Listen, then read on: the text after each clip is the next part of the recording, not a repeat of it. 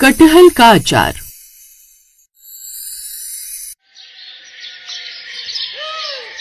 अरे अरे, ये क्या बात हुई? तू क्यों नहीं जाएगी? अरे तू बहू है अब इस घर की, अब तू इस रिश्तेदारी में जाना नहीं सीखेगी तो कब जाना सीखेगी? अच्छा ठीक है मम्मी जी, लेकिन आप वहाँ ज्यादा दिन रुकने की जिद मत करना। हाँ हाँ, नहीं रुकेंगे ज्यादा दिन, बस सगाई हुई कि हम वापस आ गए। चल अब तू अपना सामान पैक कर ले, अब तेरे बाबूजी और पति को तो अपनी दुकान से ही फुर्सत नहीं है। सही कहा मम्मी जी, हमारे हनीमून के बाद ये आज तक मुझे कभी अपने ही शहर में घुमाने नहीं ले गए। तभी तो कह रही हूँ तू भी मेरे साथ चल, दोनों साथ में घूम आएंगे। अब वो दोनों सास बहू अपनी बुआ सास के यहाँ यानी कि मलकागंज की नासिक में होता है जाने की तैयारी करते हैं और साथ में सास बहू ट्रेन लेकर वहाँ चली जाती है। कुछ देर बाद वो अपनी ननद के घर पहुँच जाती हैं। अरे ये क्या भाभी, ये क्या, तुम पुराने जमाने की तरह ये झोला लेकर आ गई? अरे आजकल तो कितने स्टाइलिश ट्रॉली बैग आते हैं, आजकल तो कितने स्टाइलिश लगेज आते हैं। तभी बुआ जी की बहू नव्या किचन से आती है। ओफो, आप तो जानती है मम्मी जी, अब सबकी पसंद तो हमारी तरह स्टाइलिश नहीं हो सकती ना। एनीवेज चलिए अब अपना ये थैला, ओह मतलब ये सामान तुम वहाँ रख दो। वो दोनों उस कमरे में जाने लगती हैं। Oh no no no no no, वहाँ नहीं बल्कि उस तरफ, वहाँ तो मेरा ऑफिस है जिसे मैंने अपनी कमाई से रेनोवेट कराया, यू नो। चलो जाओ अब जाकर उस वाले कमरे में सामान रख दो, वो हमने मेहमानों के लिए बनवाए है। वाह भाई, जब ये लोग हमारे घर में आते हैं तो वो घर भी उनका होता है, लेकिन हम तो जैसे यहाँ मेहमान हो गए। फ्रेश होने के बाद वो खाने की टेबल पर आ जाते हैं। हैं, ये क्या नव्या बहू, ये इतना सस्ता वाला मतलब 10,000 वाला डिनर सेट क्यों ले आई? वो वाला ले आ जो इससे महंगा है। ओह, आपका मतलब है वो 20,000 वाला जैसा हमने लिया था लीला पैलेस होटल के पास से? हाँ अभी लाई। अब वो महंगा वाला सेट लगाती है। जैसे ही वो खाना लगाती है श्रद्धा झट से खाने लगती है। अरे एक सेकेंड, बिल्कुल भी मैनर्स नहीं है तुम में। अरे अभी अच्छे से खाना लगाने तो दो। लेकिन इसमें सब कुछ तो आपने रख दिया। कहाँ रखा है? अभी तो इसमें अचार बाकी है, और जब तक इसका बनाया हुआ अचार ना हो ना तो इसके लिए तो खाना अधूरा ही है। अब वो उनके सामने अचार की कई तरह की वैरायटी परोस देती है, जिसमें आम का अचार, कटहल का अचार, गोभी का अचार और गाजर का अचार होता है। ये सब अचार मैंने अपने हाथों से बनाए हैं श्रद्धा। पता है कितनी ज्यादा सेल होती है और मेरी कितनी कमाई होती है इससे? आजकल सब मार्केट से ही अचार लाते हैं, घर का अचार कोई बनाना ही नहीं चाहता, इसलिए सोचा कि क्यों ना मैं ही घर से अचार बनाकर बेचूं। खैर तुम्हें क्या समझाऊं, तुम तो खुद कुछ समझना ही नहीं चाहती, क्योंकि तुम खुद के पैसे कमाना ही नहीं चाहती, बस पति के पैसों पर ही ऐश करना चाहती हो। भाभी आप कुछ ज्यादा ही नहीं बोल रही, अभी 3 महीने पहले तो बिजनेस स्टार्ट किया आपने, और वो भी बस अचार का। लेकिन कोई बात नहीं, अब मैं भी आपको अपना बिजनेस स्टार्ट करके दिखाऊंगी। चुप हो जा बहू, क्यों बेकार ही तू इतना गुस्सा हो रही है? कम से कम कल नीतू की एंगेजमेंट है, तब तक शांत हो जाओ। अपनी सास के कहने पर वो चुप हो जाती है और एंगेजमेंट का फंक्शन खत्म होते ही वो वहाँ से लौट आती है। फिर अगले दिन, ये सब मसाले मुझे 5-5 किलो चाहिए, साथ ही 5 लीटर सरसों का तेल भी चाहिए। क्या कहा तुमने? 5 किलो मसाले और तेल? आखिर क्या करोगी इनका? अचार बनाकर बेचूंगी। बड़ा घमंड है ना उस नव्या भाभी को कि वो बिजनेस करती है, बड़े पैसे कमाती है। अब मैं भी अचार बनाकर बेचूंगी, तब उन्हें पता चलेगा कि मैं भी क्या चीज हूँ। अपने पति से कहकर अब वो अपने घर में अचार बनाने का सामान मंगवा लेती है। हैं? इतने सारे कटहल भाभी? अब वो दोनों वो अचार काटने लगती हैं। श्रद्धा वो सब लेकर छत में कटहल सुखाने चली जाती है, लेकिन कुछ देर बाद ही बाहर तेज बारिश शुरू हो जाती है। अरे बाप रे, इतनी ज्यादा बारिश! दौड़ कर जा बहू, कहीं तेरा कटहल भीग न जाए। श्रद्धा जल्दी से छत पर जाती है और अपने कटहल को उठाकर नीचे ले आती है। अब आप ही बताइए मैं ये अचार कहाँ सुखाऊं? जैसे ये बारिश हो रही है, ये तो कहीं से भी नहीं लग रहा कि रुक जाएगी आज। तभी उसकी नजर ननद के कमरे में जाती है, जहाँ सामने हेयर ड्रायर रखा हुआ था। वो जल्दी से हेयर ड्रायर लेकर आती है। ये चल क्यों नहीं रहा? ऐसे ही तो चलाते हैं इसको। अरे भाभी ये तो खराब हो गया, मैं भी भैया की शॉप पर ही जा रही थी इसे दिखाने। लाओ दो, दिखा कर लाओ इसे। हाँ चलो ना, मैं भी साथ में चलती हूँ। अब वो दोनों साथ में चली जाती हैं, लेकिन लौटने में उन्हें थोड़ी देर हो जाती है। अरे मम्मी जी माफ करना, वो आने में थोड़ी देर हो गई। खाना तैयार है, मैं बस अभी रख देती हूँ। श्रद्धा अब जल्दी से खाना रख देती है। खाना खिलाने के बाद वो दुकान से लाया हुआ हेयर ड्रायर निकालती है और उससे अपने कटहल को सुखाने लगती है। अब वो कुछ अचार हॉल में, कुछ दूसरे कमरे में रख देती है, यहाँ तक कि अपने बिस्तर पर भी बिछा देती है और उन पर कंबल डाल देती है। अरे ये क्या, ये अपने बिस्तर पर कौन सोया हुआ है? तभी किचन से श्रद्धा आती है। अरे अरे, इनको छेड़ो नहीं, बेचारे को कितनी मुश्किल से तो गर्माहट मिल रही है। ये मेरी कटहल हैं जो इसके नीचे सूख रहे हैं। और हाँ, आज रात का खाना मैंने नहीं बनाया क्योंकि कटहल के अचार की तैयारी में सारा समय चला गया। यार जब भी तुम बुआ जी के घर जाती हो ना कोई नई आफत ले ही आती हो। पिछली बार तुम्हें बुआ जी की बहू की तरह मेकअप किट चाहिए था, उसमें तुमने मेरी हालत खराब कर दी। और अब ये कटहल का अचार, इसके चक्कर में सारा घर तहस नहस कर दिया तुमने। अच्छा ये सब बातें छोड़ो और सबके लिए बाहर से ही कुछ ऑर्डर कर दो ना। अनूप बेटा जल्दी से कुछ ऑर्डर कर दे, अब बहुत ज्यादा भूख लग रही है। अब तो मुझसे भूख बर्दाश्त भी नहीं होगी। अब वो बाहर से ही खाना ऑर्डर करते। फिर अगले दिन भी वही हाल। श्रद्धा सारा दिन अपने उस कटहल के अचार को ही सुखाने में लगी रहती। साथ ही वो टांट में रखा रूम हीटर भी निकाल लेती है और अपने कमरे में उसे सूखने रख देती है। अनूप जब किसी काम से घर आता है तो अपने कमरे का हाल देखकर वो हैरान रह जाता है। श्रद्धा बिस्तर पर ही अचार रखकर और रूम हीटर से उन्हें सुखा रही थी। श्रद्धा ये क्या हाल बना दिया कमरे का। बस आज रात की तो बात है अनूप, देखना कल तक मेरा ये अचार पूरी तरह सूख जाएगा। अब वो उस रोज सारा दिन कटहल के अचार को गर्माहट में रहने देती है और जब अगले दिन वो उसका ढक्कन हटाती है तो उसका चेहरा पूरी तरह ही मुरझा जाता है क्योंकि उसका बनाया हुआ कटहल का अचार भी पूरी तरह मुरझा चुका था। ये क्या हुआ मम्मी जी? वही जो होना था। अब तू मेरी बात तो सुनती नहीं। मैंने तुझे पहले ही कहा था कि हीटर में इसे मत सुखा। उस हीटर ने इसका पूरा तेल सोख लिया जिसके कारण ऐसा हुआ।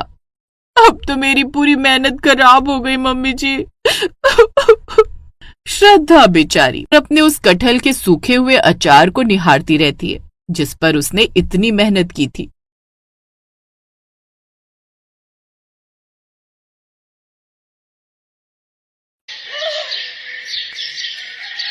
माँ, इतनी तेज धूप में आप यहाँ छत पर क्या कर रही हो? कहाँ तेज धूप है बेटा? उफ, 2 मिनट के अंदर ही यहाँ खड़े खड़े मेरे पैर जलने लगे और आप कह रही हो कि धूप तेज नहीं लग रही। अरे अगर इतनी कोमल बनूंगी तो तेरे लिए बढ़िया सा अचार कैसे बना पाऊंगी? बता। पर आपको जरूरत क्या है इतनी मेहनत करने की?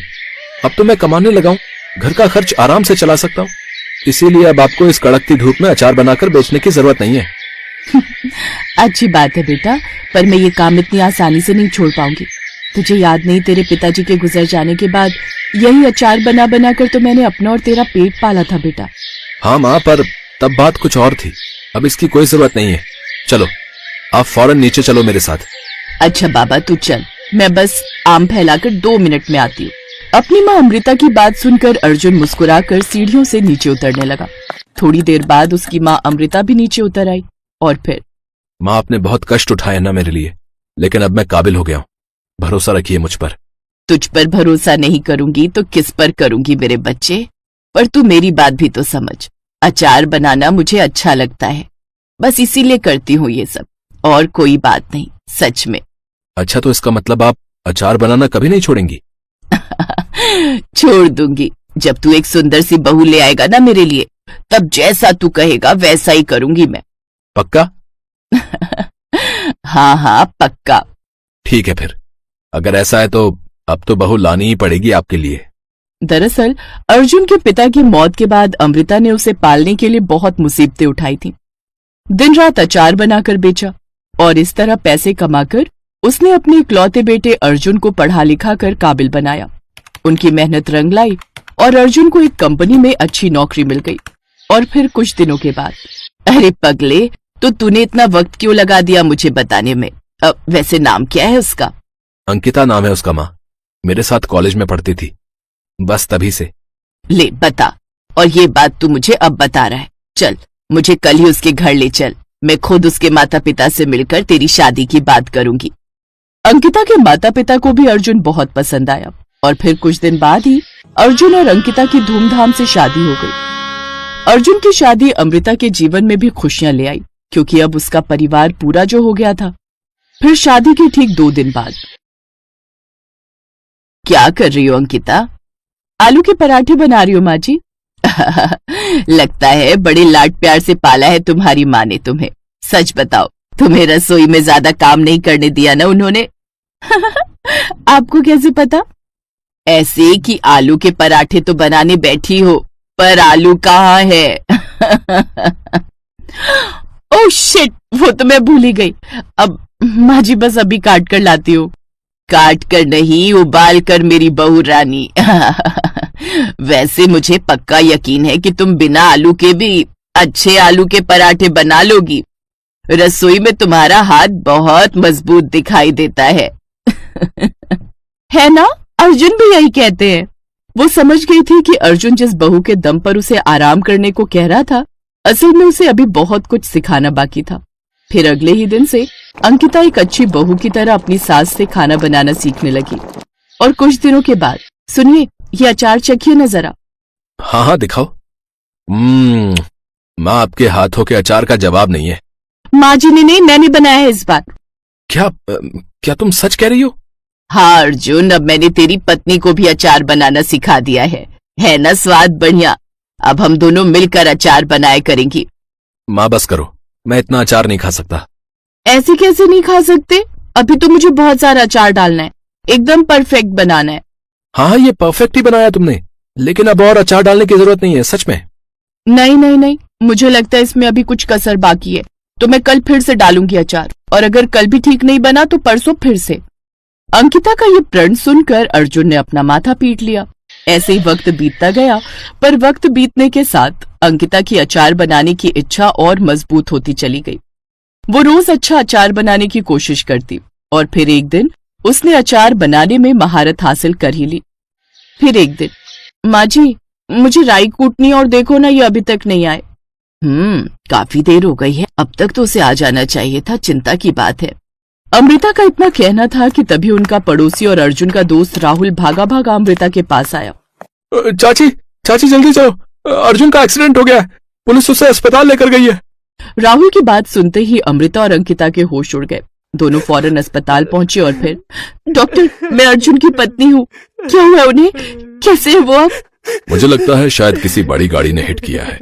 वो तो शुक्र है कि पुलिस उन्हें यहाँ जल्दी ले आई, पर उनके सिर में गहरी चोट है, हमें सर्जरी करनी होगी। आप जितना जल्दी हो 5 लाख का इंतजाम कर दीजिए। हम करेंगे डॉक्टर साहब, आप पैसों की चिंता मत कीजिए, बस मेरे बेटे को कुछ नहीं होना चाहिए। दोनों सास बहुओं को समझ नहीं आ रहा था कि एक साथ इतना पैसा वो कहाँ से लाएंगे। उन दोनों ने अपने सारे गहने गिरवी रख दिए, और इस तरह अर्जुन की जान तो बच गई, पर उसे अभी तक होश नहीं आया था। इसलिए डॉक्टर के कहने पर उसे अभी अस्पताल में ही ऑब्जर्वेशन में रखा गया था। फिर उसी शाम, माँ जी, आपने सुबह से कुछ नहीं खाया है, ये लीजिए, खाना खा लीजिए। क्या मैं जानती नहीं कि सुबह की 2 रोटी ही बची थी घर में, और वो भी तुम मेरे लिए ले आई। आओ इधर आओ, 1 रोटी तुम खाओ और 1 मैं खाऊंगी। अब तो ऐसे ही जीवन काटना होगा मेरी बच्ची। अमृता की बात सुनकर अंकिता की आंखों से भी आंसू बहने लगे, और ये हालात बीतते वक्त के साथ और बदतर हो गए, क्योंकि अस्पताल में भर्ती अर्जुन के इलाज के लिए हर रोज पैसों की जरूरत पड़ रही थी। फिर एक दिन घर की रसोई में, हे भगवान, अब तो आटे के सिवाय कुछ नहीं बचा, न दाल और ना ही कोई सब्जी, अब मैं क्या बनाऊं? तभी उसे अपने डाले अचार की बरनी दिखाई दी। उसने झट से बरनी खोलकर देखी, जिसमें एक भी आम का टुकड़ा नहीं था, बस अचार का मसाला बचा था जो तेल के साथ तैर रहा था। लेकिन उस मसाले को देखकर अंकिता को एक आइडिया आया, और फिर झट से एक पराठा बनाने लगी। उसने पराठे के अंदर अचार का मसाला भरा और उसी का पराठा बना दिया, और फिर, माँ जी, जरा इसे खाकर देखिए। अरे वाह, ये क्या है? अब ये कैसा पराठा है अंकिता? माँ जी, पहले आप खाकर बताओ कि कैसा बना है। बहुत ही बढ़िया, सच में। माँ जी, भगवान का इशारा है, जैसे कभी आपने अचार बेचकर गुजारा किया था, ठीक उसी तरह मैं भी अब अपने अचारी पराठे के दम पर सब कुछ वापस से हासिल करूंगी, आप देखना। अगले दिन से ही अमृता और अंकिता एक ठेले पर अचारी पराठे बनाकर बेचने लगी, और फिर धीरे धीरे उन दोनों की मेहनत रंग लाई, और फिर दोनों सास बहू ने मिलकर एक छोटा सा होटल खोल लिया। कमाए हुए पैसों से उन दोनों ने अर्जुन का और भी अच्छे अस्पताल में इलाज कराया, और फिर, माँ, मुझे लगता था कि इस संसार की सबसे मजबूत महिला आप हैं, पर आपने तो अंकिता को भी अपने जैसा ही बना दिया। अंकिता, मुझे तुम पर गर्व है।